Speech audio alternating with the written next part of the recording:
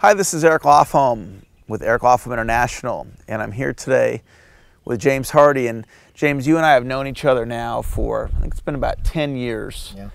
And it seems like every time I come back and see you've upgraded and gotten a bigger home, and now you're living in your dream home, and this beautiful, beautiful house here. And it's when I walked in the other day, I felt like I walked into an MTV Cribs video.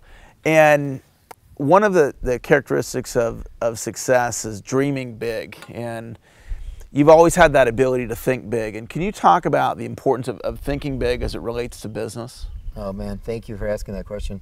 You know, I have always had big goals, but I don't think it's come naturally. I remember my wife and I, whenever we'd get a free moment, we would go and we would go look at homes. And at first it was sort of like we couldn't imagine ourselves ever living in one of these homes. And I think one of the first things you have to do is first desire it. And we got to a point where I said, okay, I could see myself living in this house. And then from there I had to say, okay, now that I want that house, now that I could see myself living in that house, what do I have to do to get there? And I had to, in our business, reverse back engineer, and how many sales would that take? How many recruits would that take? And then I had to figure out if I was willing to pay the price to go through that process.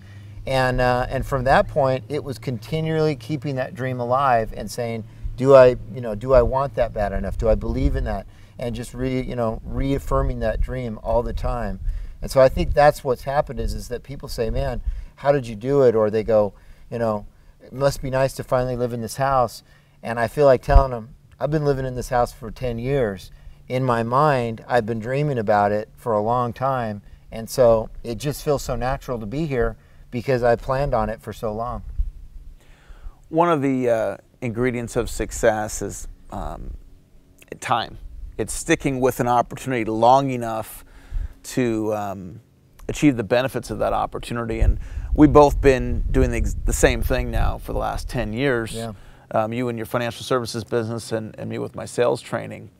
And can you talk about the importance of sticking with something long enough in order to receive the benefit from it? Absolutely.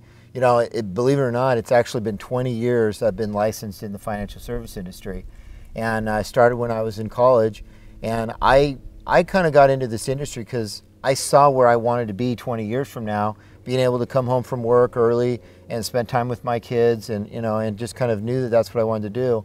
But early on in my career, I wasn't an instant success. I had the challenges, I had the struggles, the financial challenges that everybody has in life. But I just knew that if I kept doing it long enough, I would be successful. What I experienced was thousands of people quitting along the way and not making it. And some of them, I could see that they were this close to success, they just didn't know it because they were looking at their current financial situation. And what I had seen is that as you pay the price, eventually everything just starts to click. And so I think, paying the price long term is the key to success. I was telling some people about my income the other day, and my first year income was $13,000 in this business. Of course, that didn't sustain me, so I had to have other income from another career. But you know what? I doubled it, went to 26,000, and then went to 60 and 90 and 180 and 250, and it doubled again and doubled again. And next thing you know, you're earning a 7-figure income. And all I can say is 10 years goes by quick if you just stay focused and you pay the price and you stick with it. What about obstacles? Was it just always easy for you? Did the success just come naturally and it was effortless, or did you come up against some obstacles through the years? Oh man, always obstacles. But I don't care what you do. I don't care, whether you're in athletics, whether you're in business, or just raising a family, you're going to have challenges in whatever you do.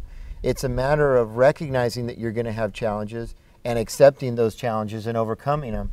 In fact, I think the greatest opportunities come at the biggest challenges.